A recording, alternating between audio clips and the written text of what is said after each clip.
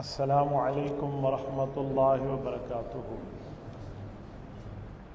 مبسملا ومحمدلا ومصلیا ومسلما، اما بعد، قال اللہ تبارک وتعالی: اقم الصلاۃ لدلوک الشمس، اللہم صل علی محمد وعلی آل محمد كما صليت على إبراهيم وعلى آل إبراهيم إنك حميد مجيد، اللهم بارك على محمد وعلى آل محمد كما باركت على إبراهيم وعلى آل إبراهيم إنك حميد مجيد۔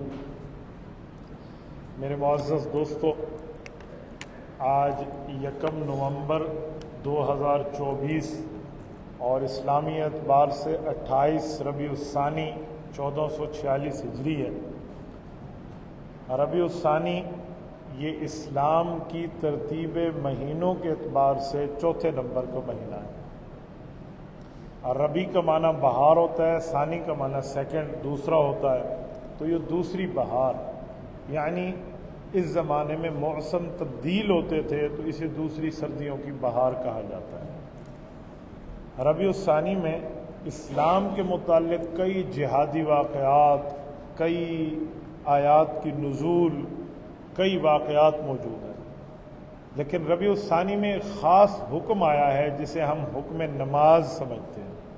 یہ جو نمازیں فرض ہوئی ہیں، نمازوں کی فرضیت کا حکم آیا ہے، وہ ربیع الثانی کا مہینہ ہے۔ تو ماہ ربیع الثانی جو ہے تو اس میں نمازوں کی فرضیت کی تفصیل اتری ہے، تو میں نمازوں کے حوالے سے چند معروضات آپ کے سامنے پیش کروں گا۔ دیکھو، سب سے پہلی اور بنیادی بات، کلمہ پڑھ لینے کے بعد مسلمان پہ نماز فرض ہے۔ کیوں فرض ہے؟ یہ نماز اللہ کی عبادت ہے، اور رب کریم ہمارے خالق ہیں، ہم اس کی مخلوق ہیں۔ اللہ جب چاہے ہم سے عبادت کرا لے۔ یہ تو رب کریم کا کرم ہے کہ پچھلی امتوں کو 50 نمازیں دی تھی، ہمیں 5 دی ہیں، لیکن 5 دے کر بھی فرمایا کہ ثواب 50 والا ہے۔ تو اللہ جل شانہ کی عبادت ہمارے لیے ذمہ ہے، ہم دنیا میں آئے ہی اللہ کی عبادت کے لیے۔ یہ نہیں کہا جا سکتا کہ اتنی زیادہ عبادت ہے، فلاں ہے فلاں، یہ کیوں ہے؟ دیکھیں، عبادت کی بات بعد میں، اگر ہم اپنی پیدائش پہ غور کریں نا، ہماری پیدائش ہمارے کنٹرول میں نہیں ہے۔ ہم چاہ کر تو پیدا نہیں ہوئے نا، ہم نے چاہا ہماری آنکھیں کیسی ہوں، کان کیسے ہو، ناک کیسے ہو، شکل کیسے ہو، ہماری تقدیر کیسے ہو، ہماری قوم کیسے ہو، ہمارا قبیلہ کیسے ہو، ہماری تعلیم کیسے ہو، ہمارے ماں باپ کون ہونے چاہیے، بہن بھائی کون ہونے چاہیے، چاچو دادا نانی نانا، یہ کون ہونے چاہیے، ہمارے کنٹرول میں نہیں ہے، یہ اللہ پاک جل شانہ کی طرف سے۔ ایسے ہی عبادت کا معاملہ ہے، یہ بھی اللہ کی طرف سے، اللہ نے لکھ دیا ہے ہمیں کرنا ہوگا۔ کیوں؟ 27واں پارہ دوسرا صفحہ، رب کریم کا اعلان ہے: وَمَا خَلَقْتُ الْجِنَّ وَالْإِنسَ إِلَّا لِيَعْبُدُونَ، کہ تمہاری پیدائش کی وجہ میں بنیادی وجہ جو ہے وہ اللہ کی عبادت ہے، چاہے وہ جن ہے چاہے وہ انسان ہے، کیونکہ اللہ نے جن اور انسان دونوں کو احکام کا پابند بنایا ہے، جسے کہتے ہیں نا مکلف۔ مکلف کا معنی ہوتا ہے احکام کا پابند، تو جن بھی انسان کی طرح احکام کا پابند ہے۔ یہ جو جن ہیں، ان کے اوپر بھی رسول اللہ صلی اللہ علیہ وسلم کا کلمہ پڑھنا لازم ہے۔ پچھلے انبیاء کے دور میں جن ان انبیاء کا کلمہ پڑھتے تھے جو وقت کا نبی ہوتا تھا، جب وہ وقت کے نبی تشریف لے جاتے تو وہ جن دوسرے نبی پہ کلمہ پڑھنے کے پابند ہوتے اگر ان کی عمر لمبی ہے تو۔ ایسے ہی کچھ انبیاء کرام کے صحابی جن، موسیٰ علیہ السلام پہ ایمان لانے والے، عیسیٰ علیہ السلام پہ ایمان لانے والے، کثرت کے ساتھ رسول اللہ صلی اللہ علیہ وسلم کے دربار میں آئے ہیں اور آ کر انہوں نے کلمہ پڑھا ہے اور حضور علیہ السلام کے صحابی بنے ہیں۔ یہ ان کو اوپر پابند اور لازم کیا گیا ہے کہ آپ نے بھی کلمہ پڑھنا ہے۔ آپ نے ایک حدیث پاک سنی ہوگی، حضور علیہ السلام نے فرمایا: بعثت الی الاسود والاحمر، او کما قال، فرمایا کہ مجھے اللہ تعالیٰ نے ہر کالے اور ہر سرخ کے پاس بھیجا ہے۔ فرماتے ہیں اس سے مراد یہ ہے کہ ہر جن اور ہر انسان کے پاس نبی بنا کر بھیجا۔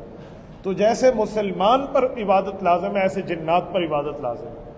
ان دونوں سے اللہ جل شانہ کی باز پرس ہوگی، قیامت میں اس کے سوال ہوں گے۔ تو یہ نمازیں ہیں، یہ جو نماز کی فرضیت ہے یہ ہم پہ بھی ہے اور جنات پہ بھی ہے، یہ لازم ہے۔ اب یہ اللہ تعالیٰ نے نماز کی فرضیت کی ہے۔ یاد رکھیں نمازیں کتنی تھیں؟ نماز شروع میں 2 رکعت ہی نازل ہوئی ہے، 4 رکعت جو ہے نا، یہ 4 رکعت نازل نہیں ہوئی، میں اس کی وجہ بتا دوں۔ یہ جو ہم سفر میں پڑھتے ہیں نماز، اصل نماز یہی ہے۔ شروع میں گھر میں بھی یہی تھی، باہر بھی یہی تھی، لیکن پھر رب کریم نے مسلمانوں کے معاملات کو دیکھ کر فرمایا گھر میں 2 رکعت والی نماز 4 رکعت ہو جائے گی، سفر میں وہی 2 برقرار رہے گی۔ کچھ لوگ سمجھتے ہیں سفر میں نماز چھوٹی ہو جاتی ہے، شاید ان کی ذہنیت ٹھیک ہو، لیکن میں سمجھتا ہوں سفر میں ہے ہی یہی، چھوٹی نہیں ہوئی۔ یوں کہنا چاہیے مقام پہ نماز بڑھ گئی ہے، یہ اللہ جل شانہ نے ہمارے لیے نماز کو بڑھا دیا۔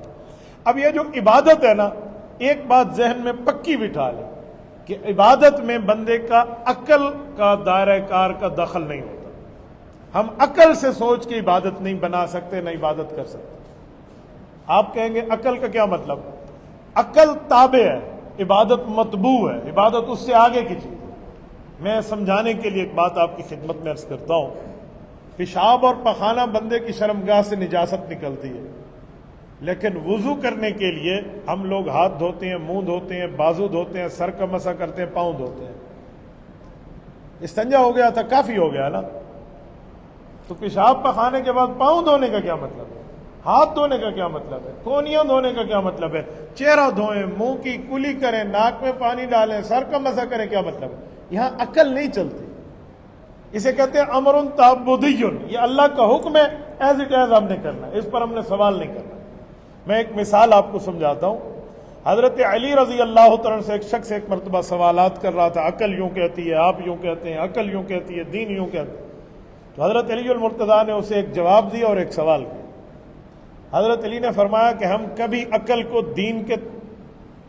کبھی دین کو عقل کے تابع نہیں کرتے، ہم عقل کو تابع بناتے ہیں دین کے۔ انہوں نے کہا جی کیسے؟ فرمایا ہمارے نبی پاک علیہ الصلوۃ والسلام نے موزوں پر مسح کیا، جیسے ہم سردی میں موزے پہ مسح کر لیتے ہیں، تو فرمایا حضور علیہ السلام نے ہمیں مسح پاؤں کے اوپر سے کرنا سکھایا۔ انہوں نے کہا جی ہاں۔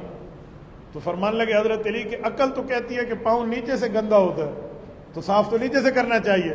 تو کہا ہم نے عقل کی بات ماننی ہوتی تو ہم نیچے سے مسح کرتے، ہم نے شریعت کی بات مانی ہے اس لیے پاؤں کے اوپر سے مسح کرتے۔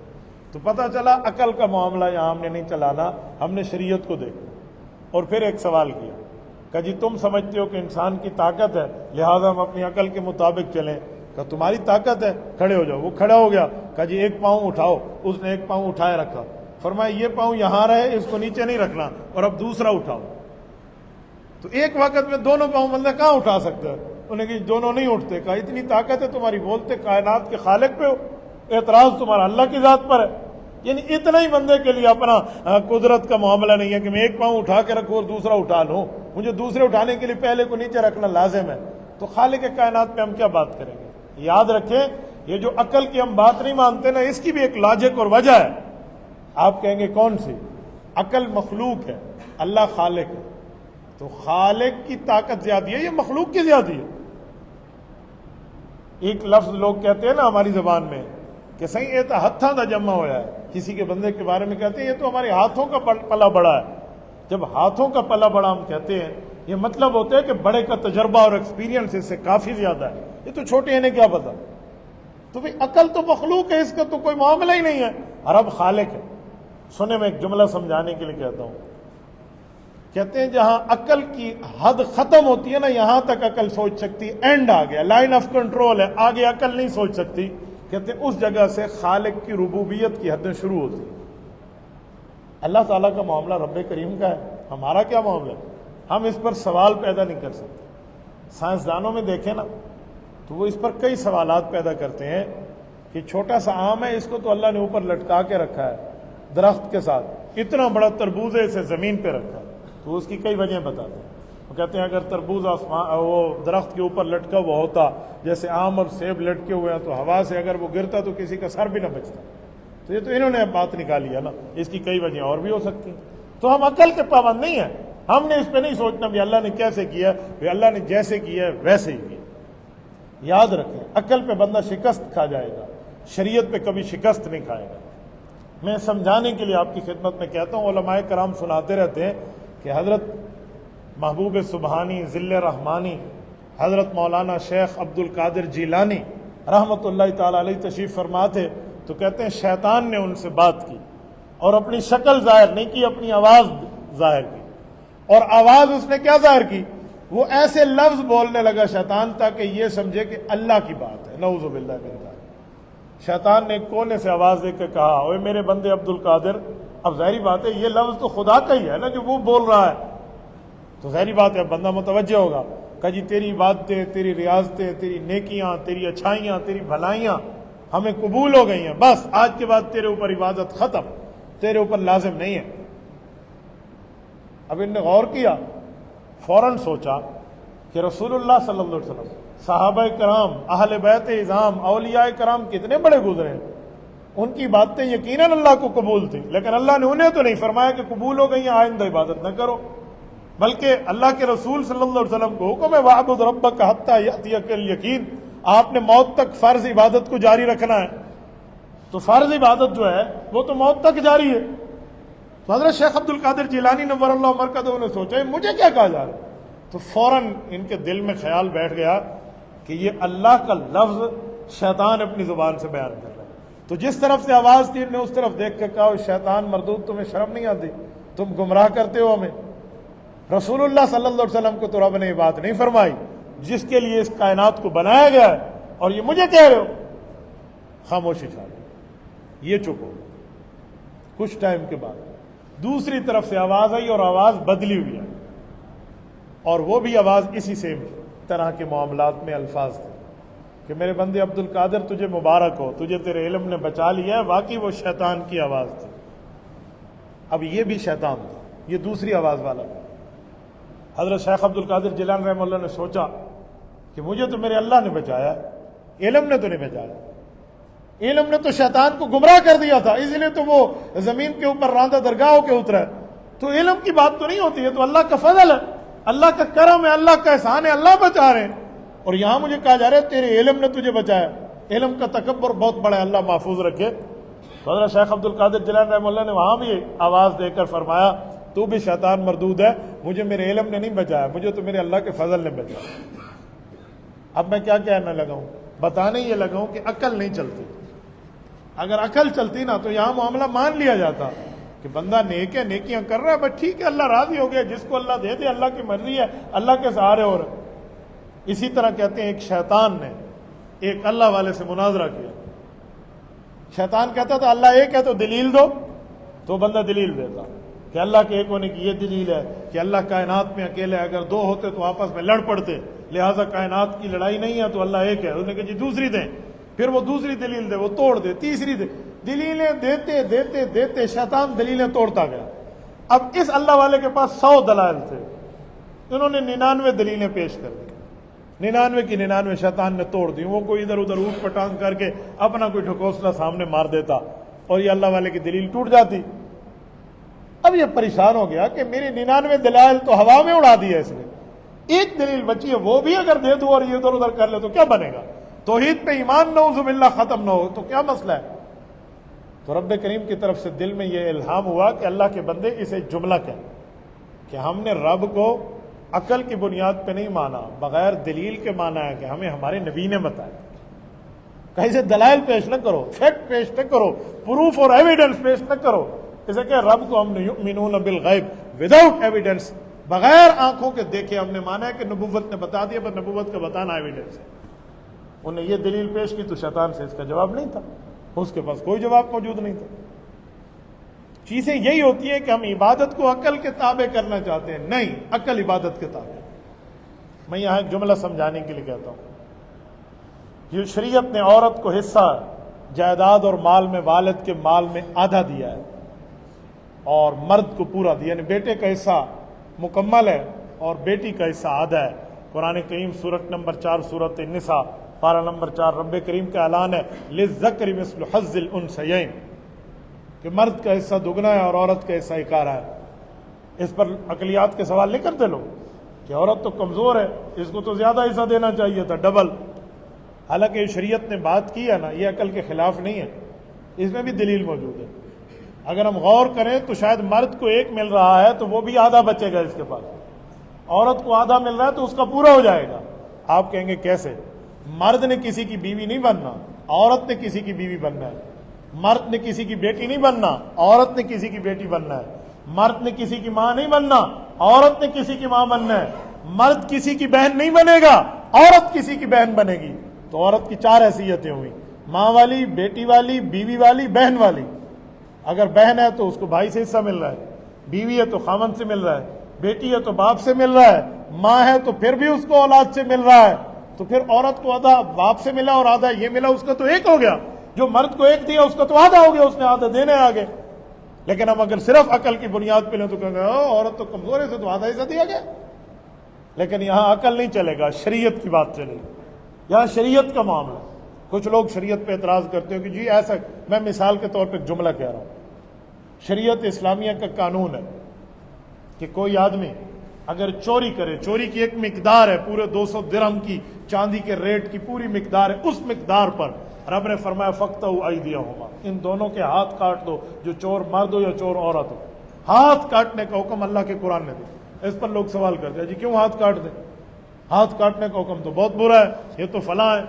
حالانکہ اگر اس پہ غور کیا جائے، پوری سزا پر سمجھا جائے تو معاملہ ہے کیا؟ فرمایا گیا ہے کہ اگر کسی پر حد جاری کرنی ہے اور اس چور نے اس حد تک چوری کی ہے، اگر ایک چور کا ہاتھ کٹے گا، وہ ہاتھ کٹا ہوا معاشرے میں دکھائے گا کہ میرا ہاتھ ٹنڈا ہو گیا ہے، کٹ گیا ہے، کبھی کسی دوسرے کو چوری کی جرت نہیں ہوگی۔ سزا تب نافذ کریں، قرآن کہتا ہے وَلْيَشْهَدْ عَذَابَهُمَا طَائِفَةٌ مِّنَ الْمُؤْمِنِينَ، پوری مؤمنین کی جماعت دیکھنے والی ہو، مجمع موجود ہے، اس کے سامنے اس پر حد کو نافذ کریں۔ کیوں؟ لوگ دیکھیں گے تو عبرت پکڑیں گے۔ ہمارے ہاں کیا ہے، سزا دینی ہے تو کال کوٹھڑی میں اور رات کے 4 بجے، اسی لیے پھر معاشرے میں بدماشیاں شروع ہو جاتی ہیں، اسی لیے تو معاشرے میں یہ چیزیں شروع ہو جاتی ہیں۔ گزشتہ طالبان کے دور حکومت میں امیر المؤمنین ملا محمد عمر رحمۃ اللہ تعالی علیہ نے ایک جملہ کہا تھا، انہوں نے کہا تھا جی ہم نے 4 سال میں شریعت کے نفاذ کیا ہے۔ کہا میرے پورے 4 سال کا آپ سلیبس اور ساری ترتیبیں اور جو میرے ملک میں نافذ ہیں اس کے نتائج نکال لیں، اور امریکہ کو کہا کہ تم صرف اپنے 4 گھنٹے کا نظام نکال لو، میرے 4 سال میں اتنی بدعنوانی اور چوریاں نہیں ہیں جو تمہارے 4 گھنٹے میں۔ یہ مغربی جمہوریت کو انہوں نے اسلام کا حقیقی چہرہ دکھایا تھا کہ معاملہ ہے، اور شریعت اس حد تک اس پر پابند ہے۔ ایک خاتون ہے، سنیں میں ایک جملہ کہنے لگا ہوں، بہت بڑے الفاظ ہیں جو میں اپنے منہ سے ادا کر رہا ہوں، یہ رسالت مآب علیہ السلام نے نہ فرمایا ہوتا میں کبھی اپنے منہ سے نکالنے کی جسارت نہ کرتا۔ ایک خاتون کی چوری ثابت ہو گئی صحابہ کے دور میں، مسلمان خاتون رضی اللہ تعالی عنہ، کیونکہ صحابی سے گناہ ہو سکتا ہے، دنیا میں اس کو معافی بھی ملے گی تاکہ اس سے یہ کام ہو اور اس کے اوپر سزا واقع اور امت کو سمجھ آئے، ورنہ ان کو میں گناہگار نہیں کہہ رہا، یہ شریعت کی تکمیل کے لیے ان سے کام ہوئے تھے۔ ایک خاتون سے چوری سرزد ہو گئی، اس خاتون کا نام ہے فاطمہ بنت اسد رضی اللہ تعالی عنہ، خاتون ہے، برگر فیملی سے ہیں، بڑی فیملی سے ہیں۔ رسالت مآب کے سامنے معاملہ آیا اور گواہوں کی ترتیب پر اس پر چوری ثابت ہو گئی، تو حضور علیہ الصلوۃ والسلام نے فرمایا اس کے ہاتھ کاٹنے ہوں گے۔ بڑی فیملی کی عورت تھی، سفارشیں ڈالی انہوں نے ادھر ادھر، کوئی نہ کوئی پوچھا کہ نبی علیہ الصلوۃ والسلام کا قرب زیادہ کس کو ہے، تو بتایا کہ حضرت ابوبکر صدیق کو ہے، تو کہا ابوبکر تو حضور کو سفارش اس طرح کی بات کی نہیں کریں گے کہ شریعت کے خلاف جائیں، کہا اور بتائیں، کہا بچوں میں حضرت اسامہ بن زید سے حضور علیہ السلام بڑے پیار کرتے ہیں۔ یہ ایک صحابی ہیں اسامہ بن زید رضی اللہ تعالیٰ عنہ، فرمایا ان سے بڑا پیار ہے حضور کو، چھوٹے بچے ہیں، کہا ان کو لے جائیں، ان سے سفارش کرائیں، اور وہ لے آئے۔ حضرت اسامہ کے لیے لفظ ہے وَكَانَ حِبُّ رسول اللہ صلی اللہ علیہ وسلم، یہ رسول اللہ کے محبوب بچوں میں ایک بچے تھے۔ حضور علیہ الصلوۃ والسلام کا کئی بچوں سے پیار ہے، اہل بیت سے بھی، صحابہ سے بھی، ان میں حضرت اسامہ کا بڑا نام ہے۔ اس کی بھی ایک وجہ بتاؤں کہ حضرت اسامہ کی والدہ کا نام برکت ام ایمن ہے، اور یہ وہ خاتون ہے جب رسول اللہ کی اماں حضرت آمنہ رضی اللہ عنہا فوت ہوئی ہیں تو کل 3 افراد تھے، ایک اللہ کے رسول تھے، عمر 6 سال پوری تھی، 7واں سال شروع تھا، ایک حضرت ام آمنہ تھی، ایک ام ایمن تھی۔ ان میں ام آمنہ کا انتقال ہوا، ان دو نے حضرت رسول اللہ اور ام ایمن نے حضرت آمنہ کو قبر میں رکھا ہے۔ ابوا میں حضرت آمنہ کی قبر مبارک ہے۔ ابوا مکہ اور مدینہ کے درمیان میں ایک بستی ہے، یہ پرانے طریقے ہجرت پہ آپ جائیں تو مستورہ سے 22 کلومیٹر اندر جائیں ابوا ہے۔ میں اس دفعہ اپنے سفر عمرہ میں 10ویں مرتبہ حضرت اماں آمنہ رضی اللہ تعالیٰ عنہ کے قدموں میں حاضری دی۔ میں اللہ کے گھر میں بیٹھا ہوں، لا الہ الا اللہ محمد الرسول اللہ، مجھے اللہ کی عزت کی قسم، مصطفیٰ کی عظمت کی قسم، جتنا بندے کو سکون رسول اللہ کی اماں کے قدموں میں بیٹھ کے آتا ہے نا، میں نے ایسا سکون اور کہیں نہیں دیکھا۔ اللہ کی قسم میں جتنی قسم اٹھاؤں اس پہ کم ہے، جتنی قسم اتنا سکون ہوتا ہے کہ سرکار دو جہاں کی والدہ کے قدموں میں بندہ بیٹھا ہے۔ بہرحال تو یہ ام ایمن تھی، ان کے بیٹے ہیں حضرت اسامہ، ان سے حضور کو بڑا پیار تھا، بہت پیار تھا۔ تو وہ خاتون والے جن کے ہاں چوری سرزد ہو گئی، وہ ان کو حضور کے سامنے لائے کہ سفارش کر لیں۔ اللہ کے رسول صلی اللہ علیہ وسلم سے حضرت اسامہ نے اپنے وہ بچوں والے الفاظ میں، جسے ٹوٹے پھوٹے الفاظ کہتے ہیں، پیار کے الفاظ کہتے ہیں، اس میں سفارش کی۔ تو نبی علیہ الصلوۃ والسلام اچانک سیریس ہو گئے، چہرہ مبارک بالکل سیریس ہو گئے، یعنی بچوں سے پیار کرتے وقت جو اسماعیلی بندہ اپنا فیس رکھتے ہے وہ ختم، اور فرمایا یا اسامہ اتشفع فی حدود اللہ، اسامہ تو سفارش کر رہا ہے میں اللہ کے حکم کو توڑ دوں۔ محبت ہے، پیار ہے، تعلق ہے، اس صحابی سے معاملہ اپنی جگہ ہے، اس بچے سے تعلق اپنی جگہ ہے، لیکن جب حکم خدا کے نفاذ میں سفارش آئی، فرمایا تشفع فی حدود اللہ، تو اللہ کے حدود میں مجھے یہ کہہ رہا ہے میں توڑ دوں، اس میں سفارش کر رہا ہے۔ حضرت اسامہ پیچھے ہٹ گئے، یا رسول اللہ میں آپ کے غصے سے پناہ مانگتا ہوں بس۔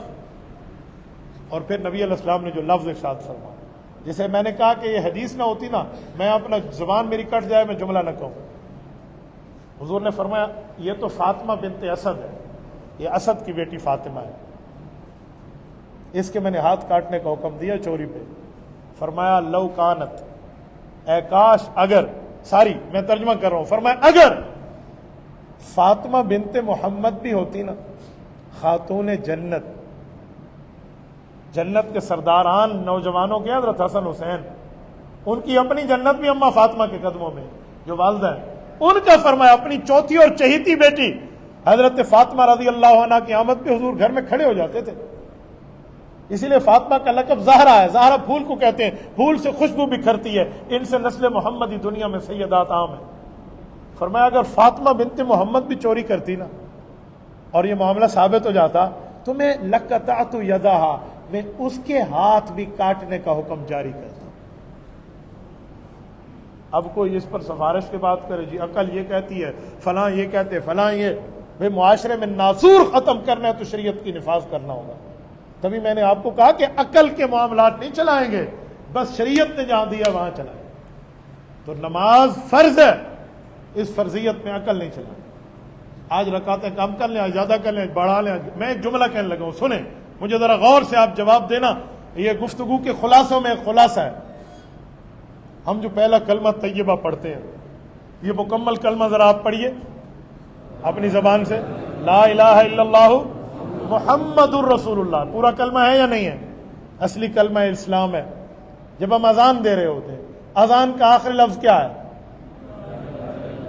لا الہ الا اللہ۔ آگے ہے کیوں لفظ محمد الرسول اللہ مؤذن کیوں نہیں کہتا؟ کیا یہ کلمے کا حصہ نہیں ہے؟ محمد الرسول اللہ کا معنی ہے محمد از اپاسل آف اللہ، رسول اللہ صلی اللہ علیہ وسلم اللہ کے رسول ہیں۔ آپ مجھے بتائیں حضور رسول ہے یا نہیں؟ مؤذن کا عقیدہ ہے یا نہیں ہے؟ تو مؤذن کو کہنا چاہیے لا الہ الا اللہ کے بعد محمد الرسول اللہ، وہ کہے، وہ نہیں کہے گا، کیوں؟ یہاں عقل نہیں چلے گی، یہاں مصطفیٰ کا حکم چلے گا۔ حضور پاک علیہ السلام نے حضرت بلال کو لا الہ الا اللہ تک سکھایا ہے، آگے اللہ کے رسول نے نہیں سکھایا، تو اس دھرتی کے سب سے افضل فرض جس کو افضل البشر بعد الانبیاء کہتے ہیں، وہ ابو بکر صدیق بھی اس سے ایک لفظ بھی آگے نہیں بڑھا پایا۔ ہم کون ہیں ہم بڑھا پائے؟ تو شریعت میں عقل نہیں چلتی۔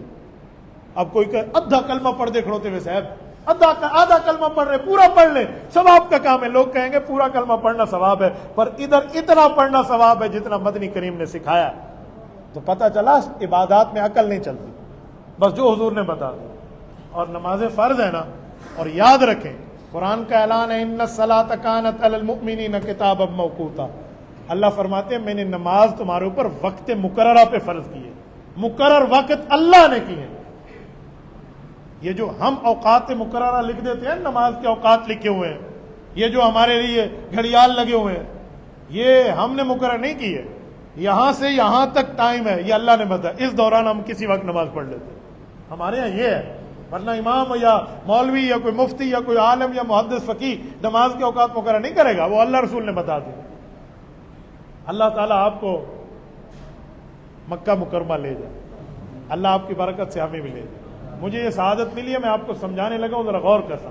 جو حضرات کعبہ شریف کو بالکل قریب سے دیکھے ہوئے ہیں نا وہ سمجھیں گے. جب آپ کعبۃ اللہ کو جو منہ کریں گے اور ملتزم آپ کے سامنے ہے, یعنی دروازہ, اس کے نیچے جو بالکل بیس ہے جہاں پر آ کر غلاف بنا ہوا ہوتا ہے, ملتزم کے ساتھ چھوٹے چھوٹے پتھر وہاں بیس میں لگے ہوئے ہیں, براؤن قسم کے, کوئی 8 10 12 پتھر ہیں.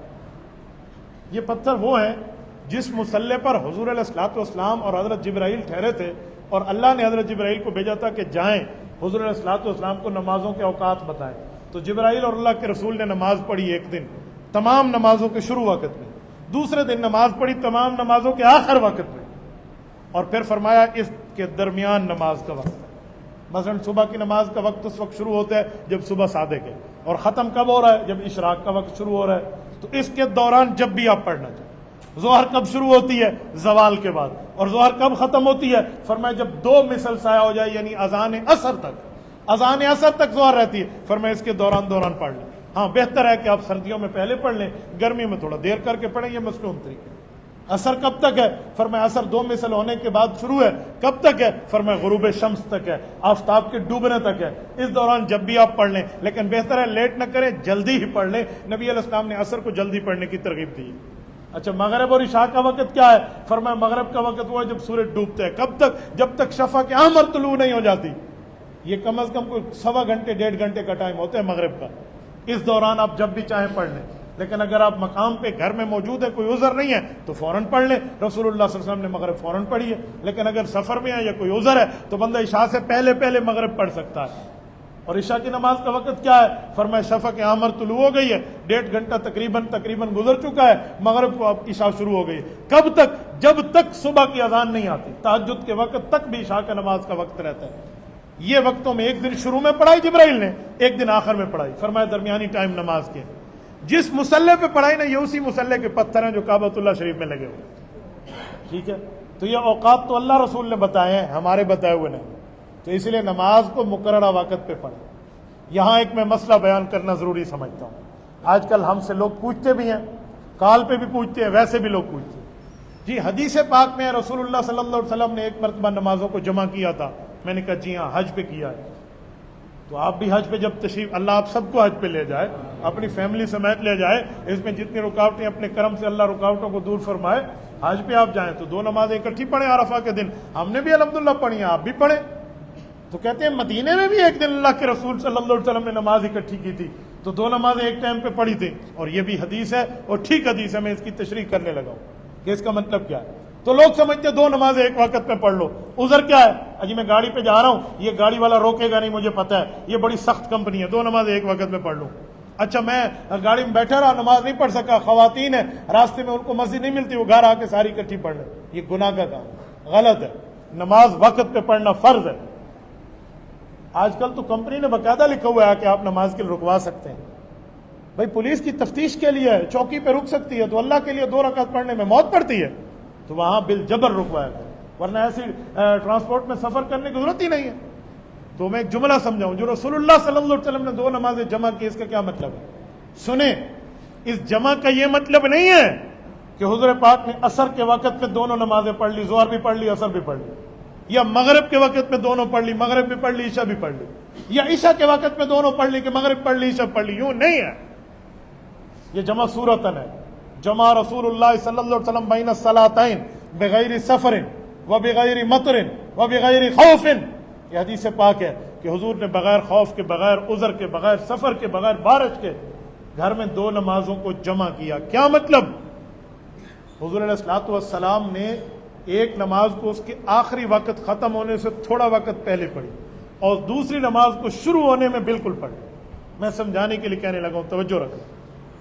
مثلا ظہر اور عصر اگر جمع کرنی ہے تو اس کی ٹھیک اور صحیح ترتیب سنت کے مطابق درست ترتیب یہ ہے کہ اگر ظہر کا وقت آج کی تاریخ میں کہنے لگا, آج کی تاریخ میں ظہر کا وقت اگر 3:50 پہ ختم ہو رہا ہے, آج 2024 1 نومبر 3:50 پہ ظہر ختم ہو رہی ہے, تو 3:45 پہ ظہر پڑھ لی.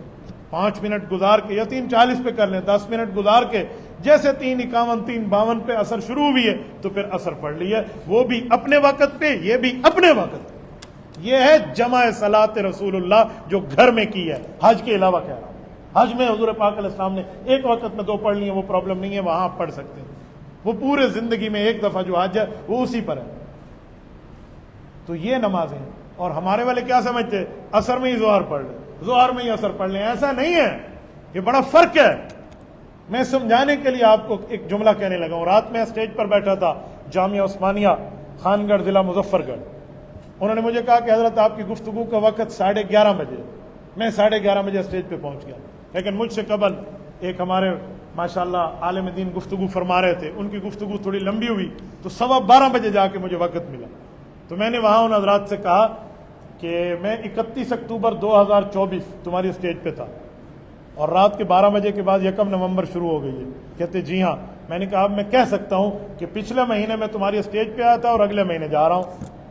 تو پہلے لوگوں نے نہیں سمجھا، تو پھر کہا جی بات تو ٹھیک ہے کہ رات 12 بجے کے بعد اکتوبر ختم ہے، نومبر شروع ہے۔ تو میں نے کہا میں کہہ سکتا ہوں کہ میں اسٹیج پر پچھلے مہینے آیا تھا، تم نے مجھے اگلے مہینے میں وقت دیا ہے۔ تو سارے ہنس رہے تھے، میں نے سمجھانے کے لیے کہا۔ تو یہ اس بنیاد پہ کہ اکتوبر کا اینڈ ہے اور نومبر کا سٹارٹ ہے۔ رسول اللہ صلی اللہ علیہ وسلم نے جو 2 نمازیں جمع کی ہیں، ایک نماز کا ٹائم اینڈ ہے اس سے پہلے پڑھ لی، دوسری کا سٹارٹ ہے اس کے شروع ہونے کے بعد پڑھ لی۔ یہ اگر آپ کبھی پڑھنا چاہیں تو جائز ہے، آپ گھر میں بھی پڑھ سکتے ہیں، لیکن اس طرح جمع صورتاً، جمع حقیقتاً نہیں ہے۔ اگر جمع حقیقتاً ہوتی نا تو پھر ایک وقت میں حضور 5 نمازیں پڑھ لیتے نا اکٹھی، ظہر میں 5 ہو جائے، فجر بھی ہو جائے، ظہر بھی ہو جائے، عصر بھی ہو جائے، مغرب بھی ہو جائے، عشاء بھی ہو جائے، 5 ہو جائے۔ نہیں، جو 2 جمع ہے نا یہ اشارہ دے رہا ہے کہ ایک کا اینڈ ہے دوسرے کا سٹارٹ، ایک کا ختم ہے دوسرے کا شروع ہے۔ تو یہ 2 جماعت، ایک شخص نے مجھے ایک دن کہا حضور علیہ السلام نے جمع کی تھی، آپ اس جمع کو نہیں مانتے ایک وقت میں 2 پڑھ لیں؟ میں نے کہا 2 جمع کی ہیں، 3 کیوں جمع نہیں کی؟ اب میرے چہرے کو دیکھنے لگا، کیا مطلب؟ میں نے کہا یار اگر جمع ہی کرنی ہے تو 3 جمع چکر کیڑی موت پوندی ہے تو آگوں 3 جمع کر لو، 4 جمع کر لو، نمازیں 5 کر لو، یہ 2 جمع اکٹھی کیوں کی ہیں؟ کہتے میں سمجھا نہیں ہوں۔ میں نے کہا 2 کا مطلب یہی ہے کہ ایک اینڈ ہے دوسرا سٹارٹ ہے، یوں 2 ہو سکتی ہیں، تیسری نہیں ہو سکتی، ورنہ تیسری ہو جاتی وہ دوسرے کے ٹائم میں نماز آ جائے گی، اس لیے حضور علیہ السلام نے یوں نہیں کیا، یوں کیا ہے۔ تو پھر جا کے بات عقل لگی کہ مسئلہ یہ ہے۔ تو ربیع الثانی میں نمازوں کی فرضیت ہوئی تھی، اسی مہینے کا یہ آخری جمعہ تھا ربیع الثانی 1446 ہجری کا، تو میں نے اسی حوالے سے چند باتیں آپ کی خدمت میں رکھی ہیں۔ اللہ آپ کو اور ہمیں، اللہ اپنی عبادت کی توفیق عطا فرمائے، اللہ تعالیٰ آپ کو اور ہمیں دین اسلام پہ مضبوط رہنے کی توفیق عطا فرمائے۔ اقول قولی ھذا واستغفر اللہ وآخر دعوانا ان الحمد للہ رب العالمین۔